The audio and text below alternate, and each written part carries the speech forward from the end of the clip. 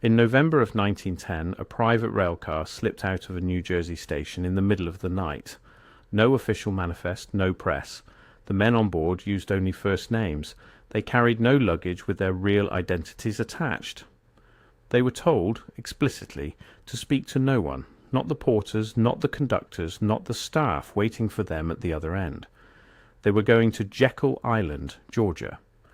And what they decided there, in secret, over 9 days, would determine the financial fate of every human being born in the Western world for the next century and beyond. But here is what almost no one tells you. One man who was invited refused to sign. He sat in that room. He heard every word. He watched the documents take shape. And then, when the moment came, he stood up, pushed back his chair, and said no. His name was Edmund Grayfield Hosmer. He was 61 years old, a private banker from Philadelphia, old money, old family, old conscience. He had been brought to Jekyll Island because the architects of the Federal Reserve needed men like him, men with institutional credibility, men whose names carried weight in the regional banking networks that still operated outside the grip of Wall Street. They needed him to legitimize what they were building. He refused, and then he disappeared from history almost entirely. His name appears in no official account of the Jekyll Island meeting. His refusal is mentioned in no congressional record. The memoirs of the men who were there, Nelson Aldrich, Frank Vanderlip, Paul Warburg, make no mention of him. It is as though Edmund Grayfield Hosmer was never in that room at all. He died on March 14, 1931. He was 82 years old. And in the weeks before his death, he called a journalist to his bedside, a young man named Cyrus Alden, who worked for a small Philadelphia paper that no longer exists, and he told him everything. If you have ever asked yourself why the world looks the way it does, if you have ever looked at the financial system and felt, in your bones, that something is wrong, not broken, but deliberately constructed to be this way, then what Edmund Hosmer said on his deathbed is something you need to hear.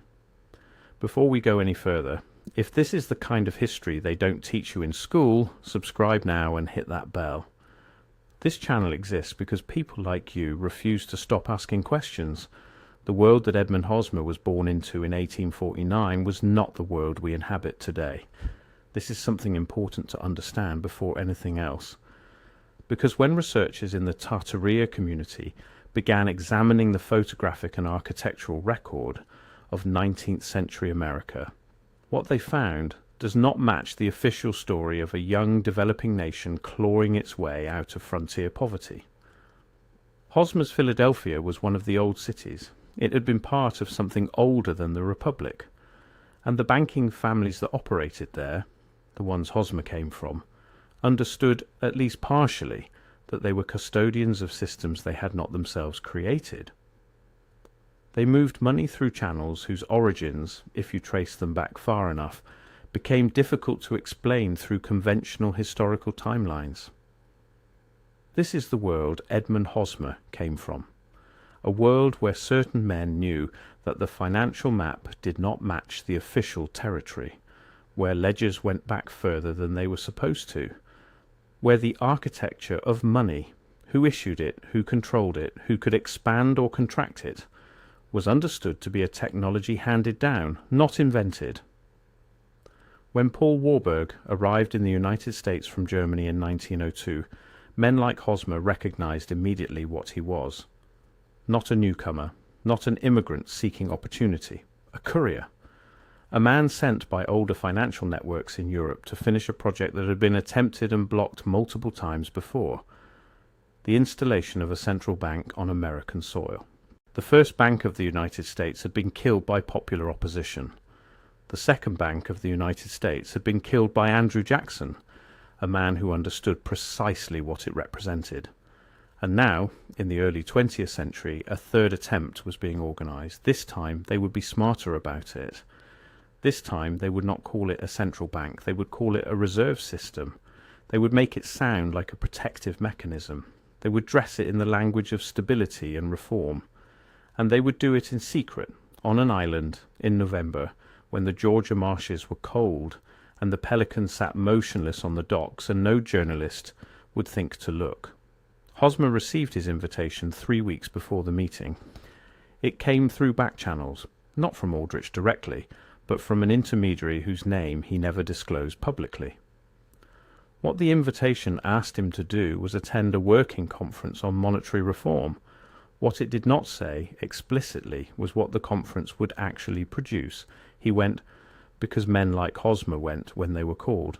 Because to refuse an invitation from that level of financial power was itself a statement. And he was not yet ready to make that statement. He would not be ready until he was sitting in the room.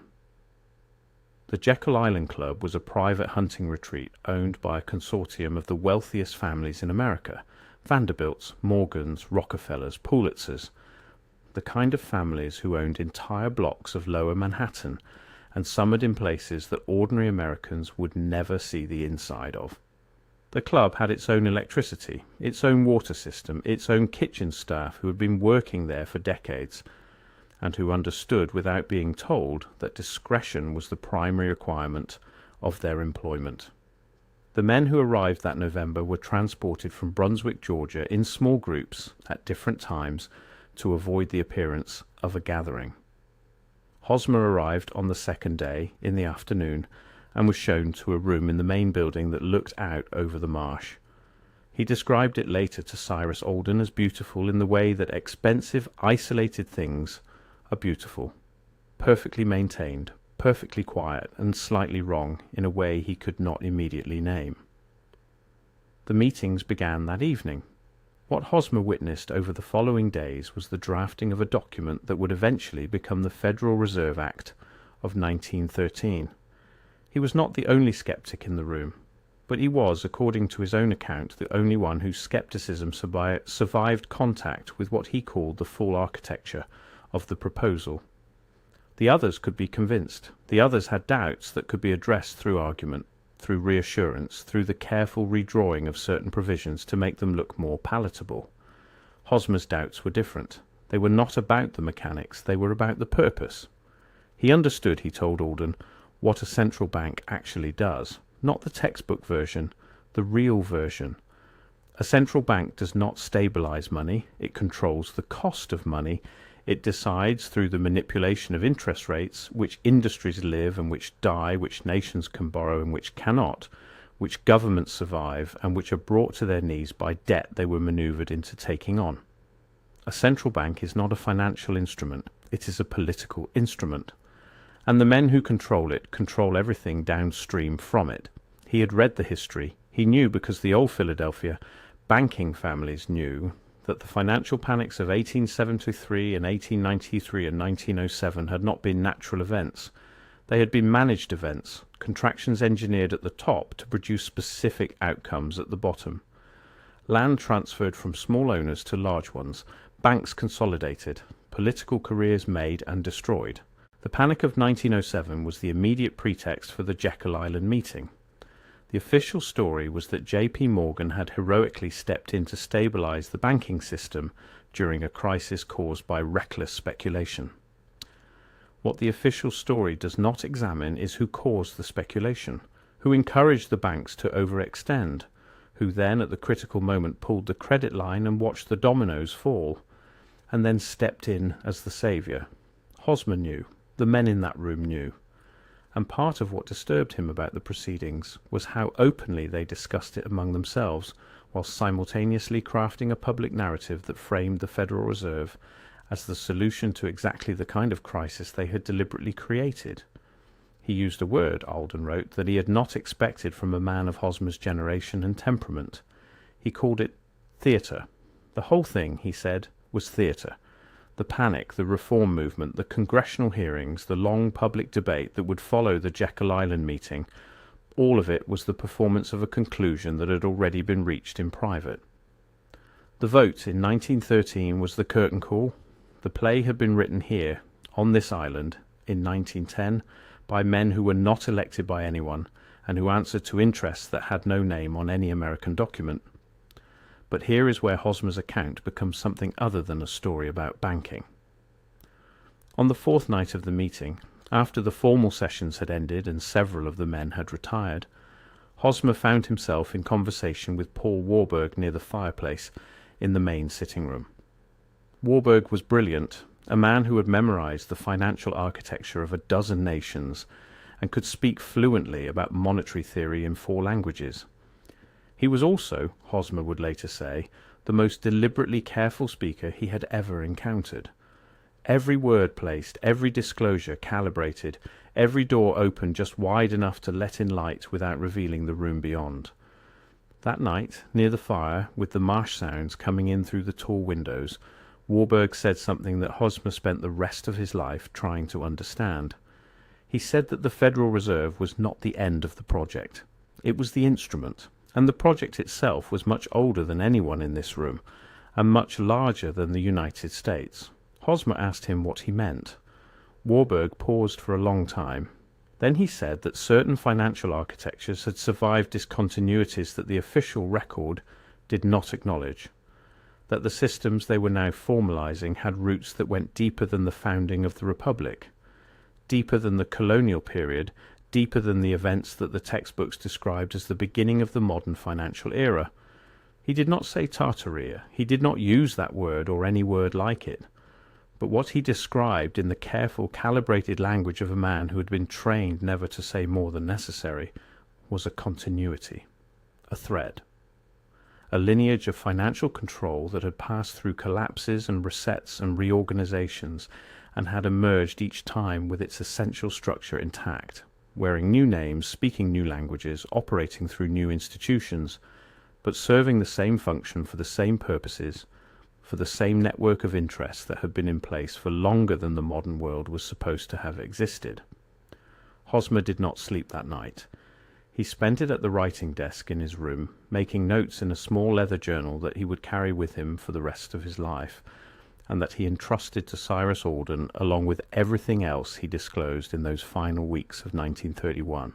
The journal, Alden would later write in his unpublished manuscript, contained passages that he struggled to evaluate, not because they seemed irrational, but because they seemed in certain lights to be more rational than the official history they contradicted. Among those notes was a question Hosmer had written in the margin of a page that otherwise contained banking figures and legal references. The question was this: if the system is older than the nation, who authorized the nation? He did not answer the question. He just wrote it and circled it and left it there. The next morning Hosmer attended the session, said nothing, and watched. He watched how the provisions were written. He watched which objections were entertained and which were quietly absorbed into silence. He watched how men who had arrived with reservations found those reservations dissolving under the warmth of consensus, under the flattery of inclusion, under the understanding that to be in this room was to be part of something that transcended ordinary professional ambition. He watched one man in particular, a regional banker from the Midwest, whose name he obscured in his account, calling him only H, arrive as a skeptic and leave 4 days later as a convert. The conversion was not dramatic. It happened gradually, through meals and walks and private conversations, through the slow understanding that resistance was somehow childish, that the wise and adult thing to do was to recognize one's place in the larger architecture and sign. H signed. Hosmer would not. He made his decision, he told Alden, not in a dramatic moment of conscience, but in a quiet one. He was standing near the window of the meeting room looking out at the marsh, listening to the discussion of what would happen to banks that did not join the system. The answer, delivered in careful, neutral language, was that they would find themselves without access to the discount window, without the ability to borrow from the Central Reserve in times of stress, which meant that in the next engineered panic the banks that had refused to join would be the ones that failed, not because they were weak, because they would be left outside the circle of protection that the system's controllers would extend only to those inside it. It was not a threat, it was a description of a mechanism, and the mechanism was elegant, he admitted, elegant and total. You did not have to coerce anyone. You simply built the system in such a way that those outside it were structurally vulnerable and those inside it were structurally protected. Rational actors seeking survival would choose inclusion. The ones who didn't, the ones who refused on principle, would be absorbed or eliminated by the next contraction, and there would always be a next contraction. That was part of the design. He turned from the window and said quietly but clearly enough for the room to hear that he would not be signing. The response was not anger. It was something colder, a recalibration, a brief collective assessment of what his refusal meant and what it required.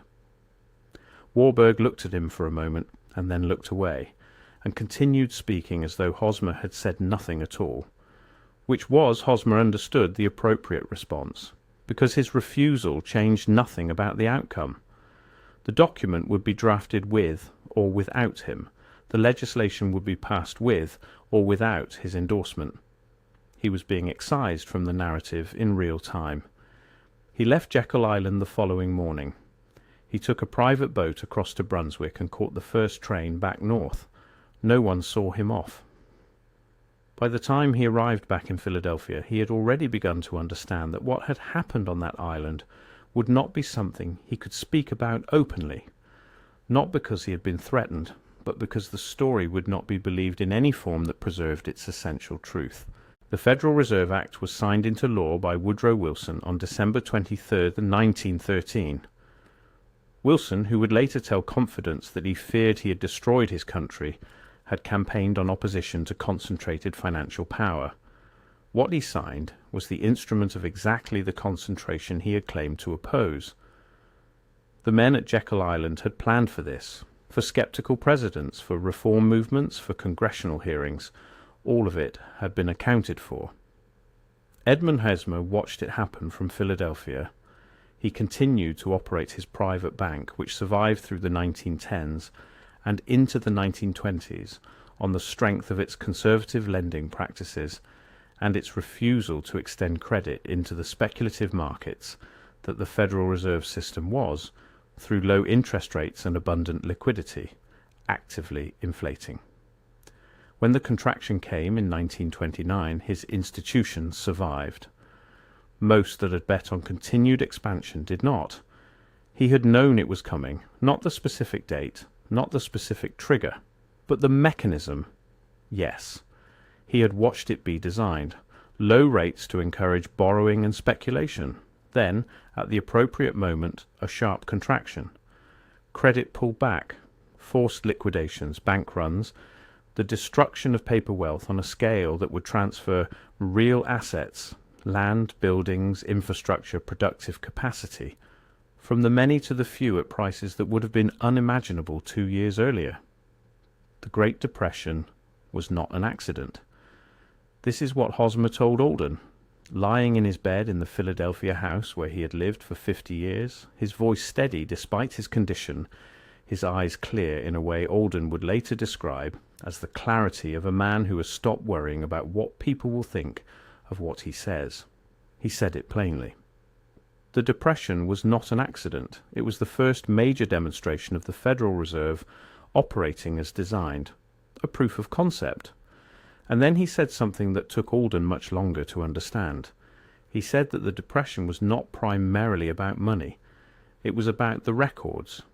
When Alden asked him to explain, Hosmer said that one of the things the economic crisis accomplished, beneath the surface of the unemployment and the bank failures and the breadlines, was a tremendous reorganization of the documentary record. Deeds, land titles, corporate registrations, institutional archives. In the chaos of foreclosures and business failures and municipal bankruptcies, enormous quantities of paper, records that might, if examined carefully, have raised questions about who had owned what and for how long and under what original authorization, were lost, destroyed, consolidated into larger institutional holdings, or simply ceased to be accessible.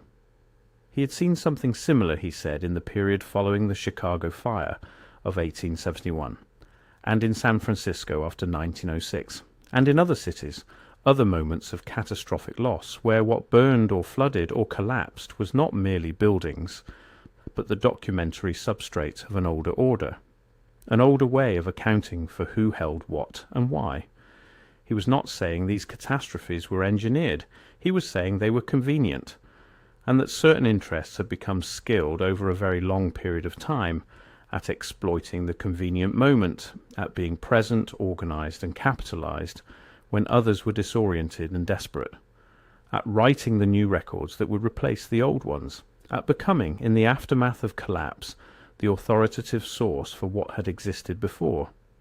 He asked Hosmer directly, "How far back does this go?" Hosmer was quiet for a long time. Outside, the Philadelphia street was quiet in the March afternoon. He had been told by his doctor that he had perhaps 2 weeks.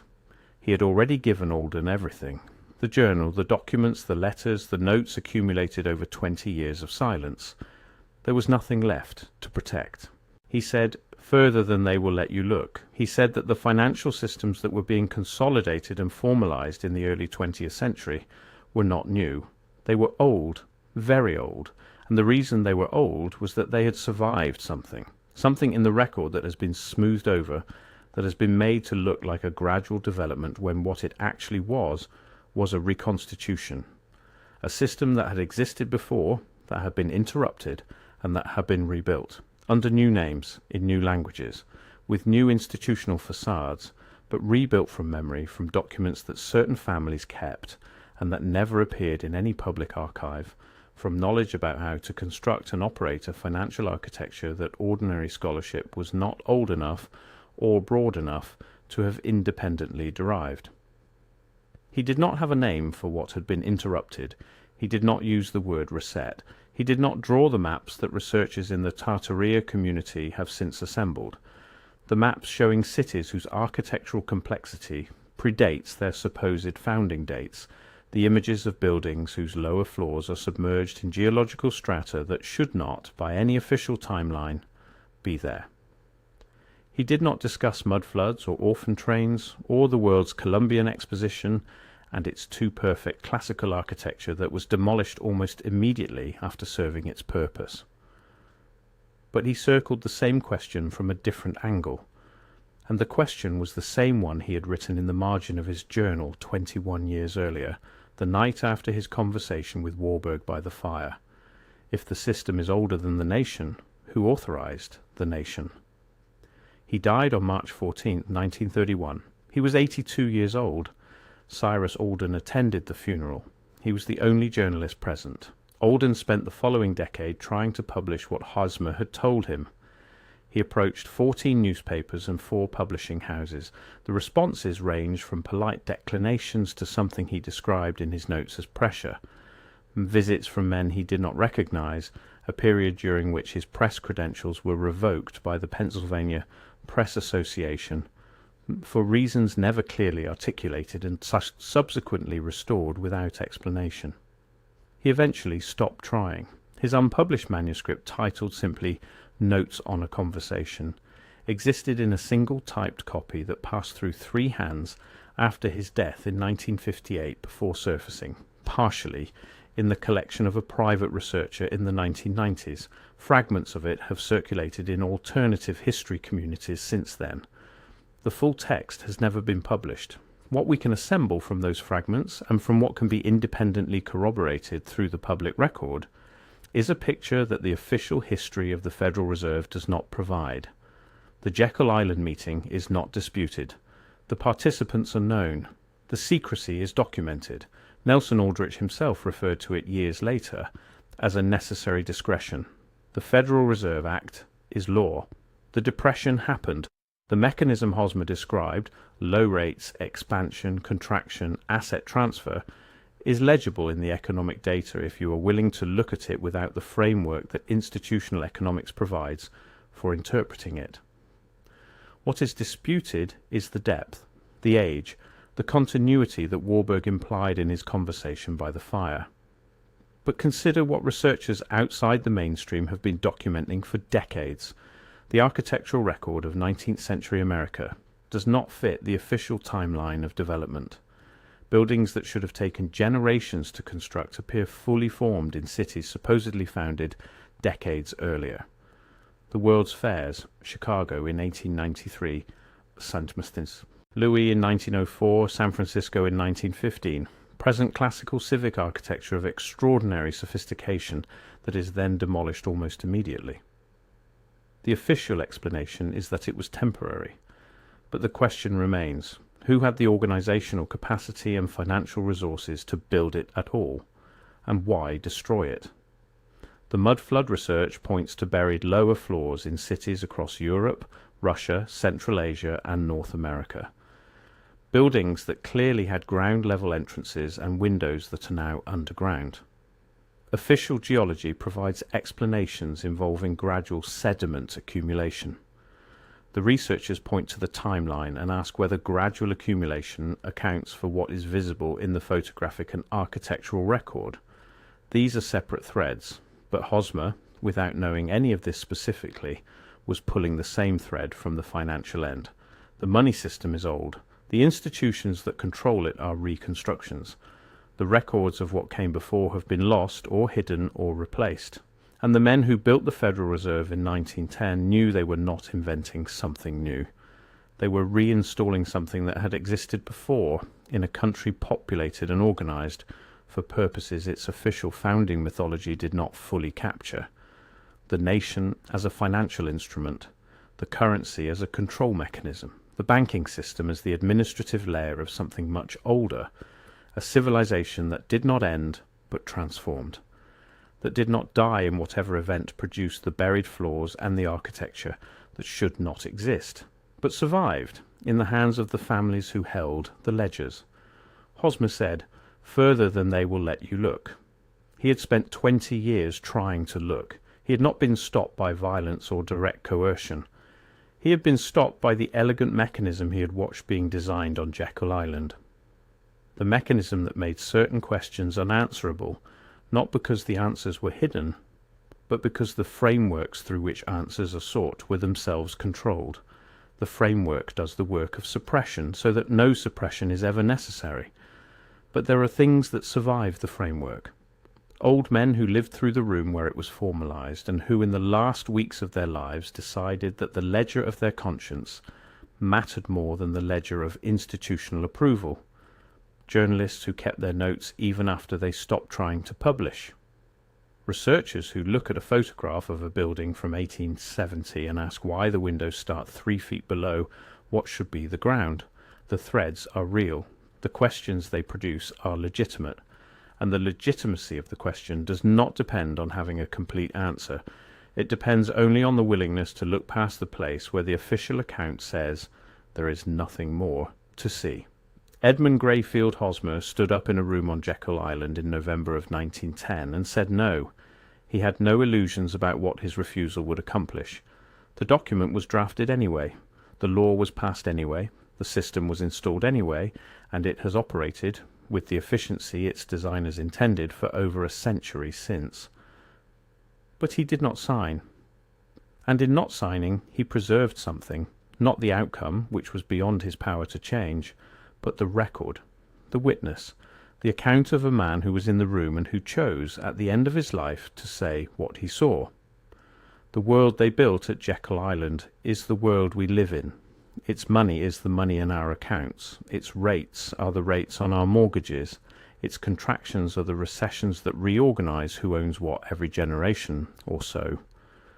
Its continuity runs further back than the Republic, and its maintenance requires, above all else, that we never seriously examine where it comes from or how old it really is. But we can ask. That is still available to us, Hosmer asked. He sat with the question for 21 years, wrote it in the margin of a journal, and carried it to his grave. If the system is older than the nation, who authorized the nation? He never found the answer, but he never stopped believing the question was the right one, and neither perhaps should we.